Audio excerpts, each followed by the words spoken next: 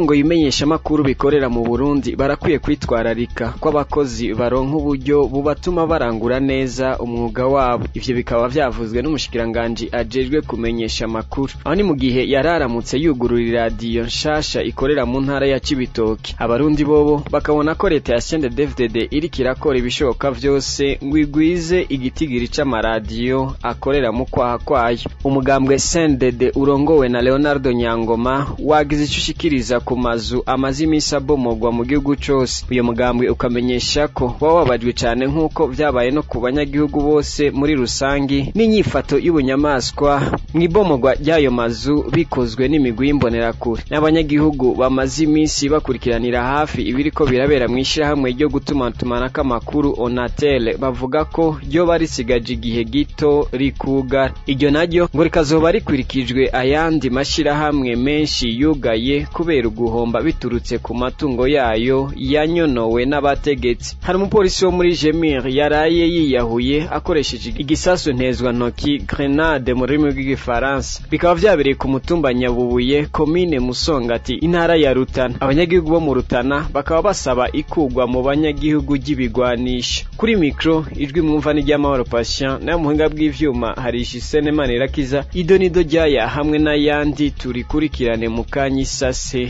kazi. Ngiye kubaramutsa. Umushikiranganje ajejwe kumenyesha makuru ahamagarira abarongo yimenyesha makuru bikorera mu Burundi kwitwararika ko abakozi baronka uburyo bubatuma barangura neza umwuga wabo. Mu gihe yararamutse yugurura iradiyo nshasha ikorera mu ntara ya Cibitoke, umushikiranganje ajejwe kumenyesha makuru yaribukije ko itegeko rigenga umwuga wo kumenyesha makuru ririko rirahinyanyugwa riha ububasha ubwo bushikiranganje bwo kugenzura ingene abamenyesha makuru bafashwe. Bamwe mu banyagihugu baganiriye na radio Haguruka bakabona ko leta ya CNDD-FDD ishaka kugwiza no gutera intege amaradiyo akora ivy'ubutegetsi bwipfuza. Idonido mu nkuru twateguriwe na Aline Munezero. Marie Chantal Nijimbere arongoye ubushikiranganje bwo kumenyesha amakuru avuga ko itegeko ririko rirahinyanyurwa rigenga umwuga wo kumenyesha amakuru izojamwo ingingo ziha ubwo bushikiranganje ububasha bwo gusuzuma ko abakozi b'imenyesha amakuru bafashwe neza. Ivyo akaba yabivugiye mu ntara ya Cibitoke ejo ku munsi wa gatanu aho yariko yugurura ku mugaragaro radio CDN ikorera mu ntara ya Cibitoke. Itegeko rigenga umwuga wo kumenyesha amakuru ririko rirahinyanyurwa,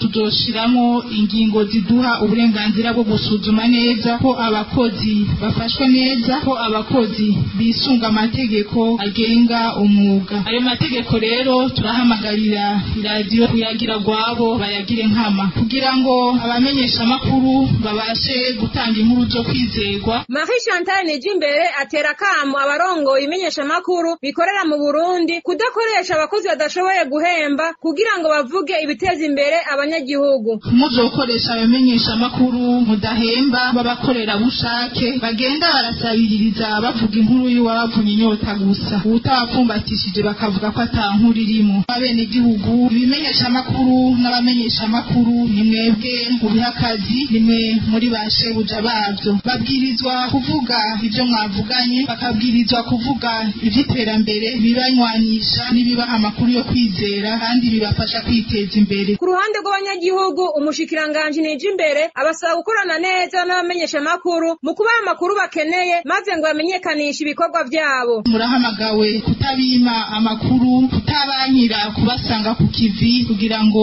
bamenyekanishe ibikorwa muriko murakora kandi nidukekeranya ko ari vyinshi. Bafatiye kuri iyo radio yuguruwe kuri wa gatanu mu ntara ya Cibitoke, bamwe mu banyagihugu baganiriye na radio Haguruka bamenyesha ko leta ya CNDD-FDD ifise intumbero yo kugwiza ibimenyesha makuru vyamamaza ivy'ubutegetsi. Ivyo bakabivuga bafatiye ku mahadiyo hamwe n'ibimenyesha makuru vyigenga vyaturiwe bikongera bigasamburwa mu mwaka wa 2015, ariko gushika ubu ubutegetsi bwa CNDD-FDD akaba ataco buriko burakora kugira ngo bisubire kugururwa. Umugambwe CNDD urongowe na Leonardo Nyangoma wagize icushikiriza ku mazu amazi imisi abomogwa mu gihugu cose. Uwo mugambwe ubicishije mu rwandiko umenyesha yuko wababajwe cane nk'uko vyabaye no ku banyagihugu bose muri rusangi n'inyifato y'ubunyamaswa mw'ibomogwa ry'ayo mazu bikozwe n'imigwi y'imbonerakure. Ngo vyaragaragaye ko hariho n'amazu yabomowe ku karenganyo biturutse ku mvo za politiki. Ibindi biri muri urwo rwandiko tubibaze mugenzi wacu Dondo Jemba z'umutima. Umugambwe CNDD urongowe na Leonardo Nyangoma uvuga kandi muri urwo rwandiko k'amazu yasambuwe ahanini ari ay'abantu basanzwe bugarijwe n'ubukene bagizwe n'igitigiri kinini c'urwaruka. Urwaruka rwahejeje amashure rukaba rwari rwarabuze akazi, abanyeshure biga mu makaminuza, abadandaza bavyinjiyemwo kugira barabe ko bomara kabiri. Imiryango myinshi y'abarundi ikaba iri mu kangaratete, amazu yayo yasamburwa irorera ataco iri bukore kuko ntiyari yabimenyeshejwe ngo yitegure gutwara ibintu vyayo mu mahoro no mu gateka kayo. Umugambwe CNDD umenyesha ko ico gikorwa cakozwe giturumbuka, igikenye carakoreshejwe hamwe n'ubunyamaswa bwaranze ico gikorwa, bikaba vyatumye kazoza k'imiryango itari mike kazoba kabi. Uwo mugambwe ubona ko ivyo vyose vyubatswe mu kajagari biri ku gatwe ka leta. Imvo ngo ni kubera ko vyubatswe abategetsi bose babizi kandi barorera.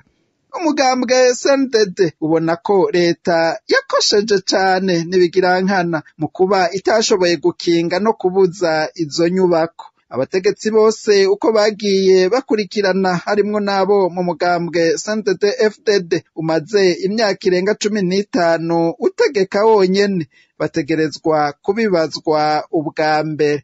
Uwo mugambwe mu guheraheza urwo rwandiko usaba ihagarikwa ryihuta ryo kubomora ayo mazu. Ubona ko n'imiburiburi ikiringo co kwitegura kingana n'umwaka arico cari guhabwa abo bubatse hadakurikijwe amategeko. Ngo naho harimwo amazu ya bamwe mu bategetsi bo muri CNDD FDD yasambuwe, ico ngo ntico bicitwazo kibuza abantu kuvuga uko ibintu vyabwirizwa kumera. Usaba abanyagihugu kuguma barikanuye kandi bafatanye mu nda kugira bashobore kwanka ivyo bakorerwa. Uko kwihagararako nico kizoza n'urumuri rwo kwishuza no guhana igihe isaha y'amatora izoba igeze. Ishirahamwe ryo gutumatumanako amakuru Onatel ryoba risigaje igihe gito rikugara, rivugwa n'abanyagihugu bamaze imisi bakurikiranira hafi ibiriko birabera muri iryo shirahamwe, aho mbere n'abakozi baryo baherutse kurya umutima amenyo bagahagarika akazi. Iryo shirahamwe ngo rikazoba rikwirikijwe ayandi mashirahamwe menshi yugaye kubera uguhomba biturutse ku matungo yayo yanyonowe n'abategetsi nk'uko biriko biba no muri Onatel.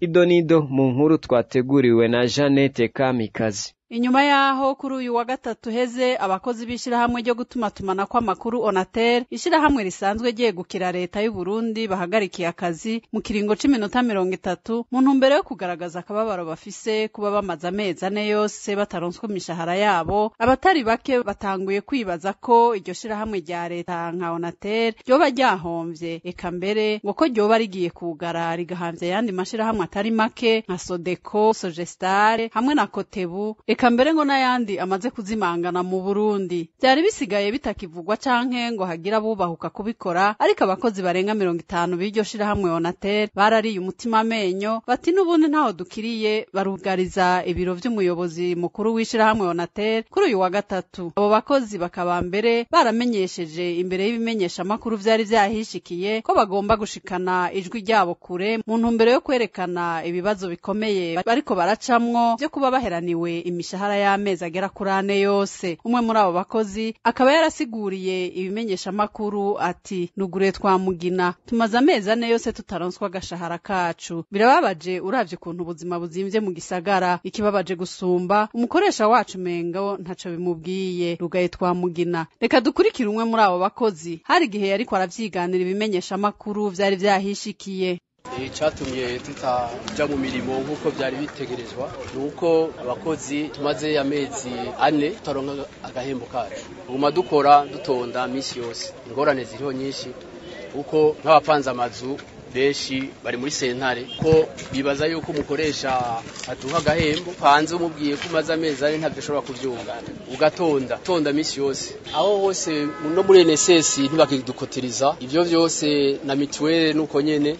mwomenya rero ko ivyo biriko birashikira abakozi b'ishirahamwe Onatel biriko bituma abatari bake biyumvira ko iryo shirahamwe ryoba rigiye gukurikira ayandi mashirahamwe atakivugwa mu Burundi biturutse kuko kuba leta ari yikura amafaranga muri ayo mashirahamwe igaheza ntiyasubizeho eka mbere no kuba ayo mafaranga amwe atwagwa mu bikorwa by'umugambwe CNDD-FDD iyo bafise amakoraniro kaminuza canke bagura imyambaro y'abanywanyi bayo mu mugambwe tudasize inyuma kuba abategetsi bakorana n'abashinzwe kurongora ayo mashirahamwe mu kunyonora amatungo yayo. Jeannette Kamikazi ndamushimiye. Ibigwanisho biri mu ngo z'abantu birabandanya kwiha inkumbi. Hari umupolisi wo muri Jemire azwi ku mazina ya Adrien Kameya yaraye yiyahuye akoresheje igisasu ntezwantoki grenade. Ivyo bikaba vyabereye ku mutumba Nyabubuye komine Musongati ntara ya Rutana. Mu gipolisi baremeza ayo makuru, abanyagihugu bo mu Rutana bakaba basaba ikugwa mu banyagihugu ry'ibigwanisho bifiswe n'imbonerakure navyo nyene ngo bidasiba kwiha inkumbi. Idonido mu nkuru twateguriwe na Eric Kwizera. Ku mutumba Nyabubuye komine Musongati intara ya Rutana, umupolisi wo muri Jemire azwi ku mazina ya Adrien Kameya yarayiyahuye akoresheje igisasu ntezwantoke arico grenade. Ico gisasu akaba yagikoresheje agisohoye mu nzu iwe. Iryo bara rikaba ryabaye mu masaha 3 n'igice vy'ijoro ryo kuri wa gatanu rishira ku wa gatandatu, arasohotse mu nzu akagenda asezeye n'umugore wiwe nkuko tubibwirwa n'abashoboye kuganira n'uwo mugore. Amakuru abandanya avuga ko amaze gusohoka yagenze urugendo nkuko imetero zishikijana acabona kwiturikiriza ko ico gisasu. Mu gipolisi mu ntara ya Rutana baremeza ayo makuru aho bagiriye ko bamenyesha ko bamaze gutanguza amatohoza ngo hamenyekane icatumye uwo mupolisi yiyahura. Mu gipolisi akabandeje bavuga ko uwo nyakwigendera ngo yari mu rugo rw'imisi 6 ariko ngo ntibari bazi ko atonze ikirwanisho. Abanyagihugu twashoboye kuganira nabo batumenyesheje ko vyose bituruka ku kuba igihugu cuzuye ibirwanisho biri mu ngo z'abanyagihugu. Babandeje basaba leta ya CNDD-FDD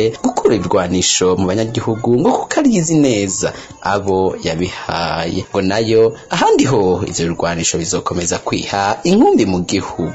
Eric Kwizera nawe arakoze. Hari umuntu azwi ku mazina ya Ndoyezu Hubert yanyurujwe kuri uwa gatandatu igenekezo rya 24 Mukakaro umwaka wa 2021, akaba yanyurujwe n'inzego zijeje gucungera ubuzima bw'umukuru w'igihugu c'u Burundi zo muri quartier Kinanira zone Musaga komine Mukaza mu gisagara ca Bujumbura. Umuryango wiwe ukaba ufise amakenga ku mutekano w'uwabo. Inkuru twateguriwe na Arakaza Jean Baptiste. Uwo munyagihugu Ndoyezu Hubert n'umugabo w'imyaka 33 akaba yari yubatse. Ndoyezu Hubert yanyurujwe kuri uyu wa kane igenekerezo rya 22 Mukakaro umwaka wa 2021 muri quartier Kinanira zone Musaga komine Muha. Aho yasohotse agiye mu kazi nkuko vyama niko guhura n'imodoka z'abapolisi bivugwa ko ari abapolisi bajeje gucungera inzego z'igihugu. Ababibonye bavuga ko abo bapolisi nyene bamufashe bakamukubita bongera baramukubagura. Uwo mwanya nyene ngo niko kumusubiza mu rugo iwe bakamusahura ibintu bimwe bimwe vyo mu nzu, baca batako batera ubwoba umukenyezi wiwe bamubwira ko atazosubira kumubona n'ayandi majambo menshi atari meza. Nk'uko amakuru abandanya amenyesha nabo babibonye ngo haje imodoka zitatu, ikamyoneti zibiri za gisirikare n'imwe y'igisivile. Kugeza ubu yaba umuryango wiwe, abagenzi, icuti akaba atanumwe aramenyaho ari canke yoba afungiwe. Bakaba bafise amakenga menshi cane ku mutekano wabo. Ivyo rero biruko mu gihe umukuru w'igihugu Varisito Ndayishimiye adasiba kuvuga ko ata muntu akinyuruzwa canke atawufatwa bidakurikijwe amategeko. Abanyagihugu baganiriye na radio Haguruka bamenyesha ko imvugo y'umukuru w'igihugu itajana n'ingiro, ko abanyagihugu ubwabo bari bakwiye guhaguruka bakanka iyo ngendo yo kunyuruza abarundi yasubiriye kwimonogoza. Tubamenyeshe ko uwo munyagihugu Ndoyezu Hubert yarasanzwe akora ku hoteli Royal Palace i Bujumbura aho bita Avenue du Large. Bamwe n'abandi batangazwa n'ukuntu nyeneyo ari umukenguza amateka azi kw'izina rya Victory, akabana n'ubu ataramenya uwo mukozi wiwe aho afungiwe canke aho ari. Umushikiranganje w'amagara y'abantu Muganga Tade Ndikumana aratera ivyatsi ingeso y'abanyagihugu b'abarundi yo kutirinda umugera wa corona. Ivyo bivuga inyuma yaho icegeranyo cyo kuri uyu wa 22 Mukakaro umwaka wa 2021 hamwe n'ishira hamwe rijejwe amagara y'abantu kw'isi OMS OMS ishami rikorera mu Burundi vyerekanye ko abantu bagwaye ico kiza bagera kw'104 bava mu turere tw'ubuvuzi tugera ku 8 two mu gihugu. Bamwe banyagihugu bakavuga ko leta ya CNDD-FDD yafashe minenegwe ikiza ca corona, ni mu gihe abategetsi baterekana ububi bw'ico kiza mu bo barongoye. Leta y'u Burundi ngo ntakiri kirafasha abanyagihugu bo mu Burundi. Ido nido mu nkuru twateguriwe na Alice Mukeshimana. Igeranyo cyo kuri wa 22 ukwezi kwa Mukakaro umwaka wa 2021 cerekana ko abantu bagera ku 104 bo mu turere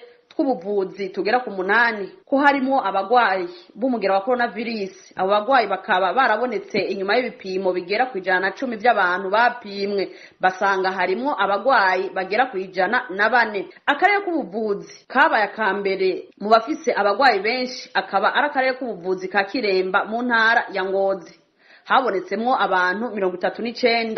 Mu Kirundo habonekamwo abantu 22. Ibujumbura habonekamwo abantu 26. Muri mbere ya Bujumbura habonetsemwo abantu 3. Mu ntara ya Muyinga habonetsemwo abantu 10. Ibururi habonetsemwo abantu 2. Cibitoki habonekamwo umuntu umwe. Kayanza naho nyene habonetsemwo umuntu umwe. Muri make ngo ico corezo ca coronavirus kiriko gikwiragira cyane mu gihugu cy'u Burundi. Abo bose bapimwe ngo hasanzemwo harimwo abava mu gihugu kibanyi ca Tanzania hamwe n'abandi bari bavuye mu gihugu ca Republika iharanira intwaro rusange ya Kongo hamwe n'abari bavuye mu bihugu by'Abarabu. Umushikiranganje w'amagara y'abantu Dr. Tade Ndikumana akaba atera ivyatsi ingeso y'abarundi bo mu Burundi batirinda bihagije. Dukurikirane Dr. Tade Ndikumana asanzwe ari nawe arongoye ubushikiranganje bw'amagara y'abantu mu Burundi. Yerekeye kiza coronavirus mu bisanzwe birababaje iyo Mana iduhaye agahengwe hanyuma nuvuga ko tuyimanuza kandi neza yuko inyifatiro yahindutse nka mu gisagara ca Bujumbura. Abantu bomenya yuko ikiza kihari kandi mbere kiguma gihindura isura. Cyo gituma yuko aha mu Burundi murabona yuko twe twagize Imana aho aya manga ibindi bihugu biko biyugarana twibiharo byaragabanutse cyane. Niho rero twabikwiye gufatiraho kugira ngo bikomeze irya ngingo nziza zo kwikingira no gukingira abandi. Twarateye akambo kugwaruka kugira ngo rufashe umurundi wese yumve yuko afise uruhara, kuko nitwaguma tumeze uko turi ubu abantu bakijajara bizotuma nk'umumeza azokurikira dusanga dusubiye mwihumbi. Tubasaba rero abene gihugu kugira ngo bamize kumuzirikanye uko ikiza kihari, ubonye akamubakiye agende kwipimisha. Ibipimo birahari mu gihugu cyose. Ambere mbonero nakanye gushiza yuko nko mu buraruko mu karere k'ubuvuzi ka Kiremba na Kirundo dusanzwe ko turakora umugambi wo gupima abantu ku bwinshi, kuko twabonye yuko hari ibiharo byasa n'ibiko biraduga. Ibi rero tubikora kugira ngo tugende dufashanya aho tubonye bigire biduge, tubashira ingufu nyinshi. Mugabo tugasaba bene gihugu yuko aho tubonye naho ibiharuro kw'intara nyinshi ibiharuro byaragabanutse cyane, ahubwo twe dufatiraho kugira ngo twikingire tukingire n'abandi. N'abantu bagiye gusamara bakijajara bituma ingufu leta yari yashizemo mu kurwanya kino kiza zibipfa gusa, kuko benshi bacibasubira bakandura. Bamwe mu banyagihugu bavuga ko leta ya CNDD-FDD ngo ntiyigeze ihimiriza abitwara nk'uko bikorwa mu bindi bihugu bibanyi, ngo ntibatahura ingene bamwe mu bategetsi bemera ico corezo ko gihari mu gihugu cy'u Burundi mu gihe hari n'abandi bagihakana. Ngo icari kuba ciza ngo bari kucirinda ico corezo gikwiragira ku isi, ngo nivyo vyari kuba vyiza. Ngo iyo leta ya CNDD-FDD igiye kugandagura abantu ngo bazopfa n'ico corezo cha coronavirus, ngo amaraso yabo azohumire abategetsi bakomoka mu mugambwe wa CNDD-FDD. Abanyakuri nibo bagomba kurwanywa mu gihugu cy'Uburundi. Murabibona, murabyumva. Mwumve ko birababaje. Harageze yuko Uburundi burangwa n'abashinga ntaye n'abafasoni b'imitima bafise umutima runtu. Harageze barundi kazi. Oya, trop c'est trop. Tuvi buzimu tuji buntu. Ariko kandi sindi no mu batangara iyo mu bihugu byacu bishitse ko abantu bafata ibigwanisho. Twarabibonye muri kahise ku Burundi, twarabibonye muri kahise k'akarere turimo, ko iyo abantu bamaze kwihebura bakabona atakindi basigaranye ko inzira y'ibigwanisho iri mu nzira za mbere usanga bajamo. Naho bazotwica, naho bazotwangaza, naho bazobandanya badupfunga canke bakabandanya baturenganya, ntituzohagarika guhangana n'intwaro ya CNDD-FDD kugezaho tuzoyikura tukayirandurana n'imizi. Ako kazi ntituzogahagarika na rimwe. Tugowamwe nico gituma dukwiye kunga ubumwe mu kuharanira agateka kacu. Iki ni kimenyetso cyuko mu butandukane bwacu ako karenganyo tukumva kumwe. Nico gituma n'abarundi aho bari bose bo kumva kumwe akarenganyo barenganye. Tarabe ngo ntaco ngo ndenganirijwe ngo n'umutete nkanje, ngo ndenganijwe n'umuhutu nkanje, ndenganijwe n'umututsi nkanje. Oya, akarenganyo tukumve kumwe, kababaza kumwe, kandi duhaguruke kumwe kugira tukagwanirize hamwe. Nino kuri iyo nkuru ya mugenzi wacu Alice Mukeshimana turangirije ko amakuru twabateguriye. Ndashimiye uruganda rwa radio Haguruka rwatororokanije aya makuru. Kisenemani Rakiza yarari mu buhinga bw'ivyuma, nawe ndamukenguruki. Nshuti bagenzi ba radio Haguruka, mwari muduteza abiri, namwe ndabakengurukiye cyane kuba mwafasha akanya ko gukurikirana aya makuru. Jewe Mahoro Patient nariko ndabashikiriza, ndabikebanuye. Musigara amahoro naho ubuta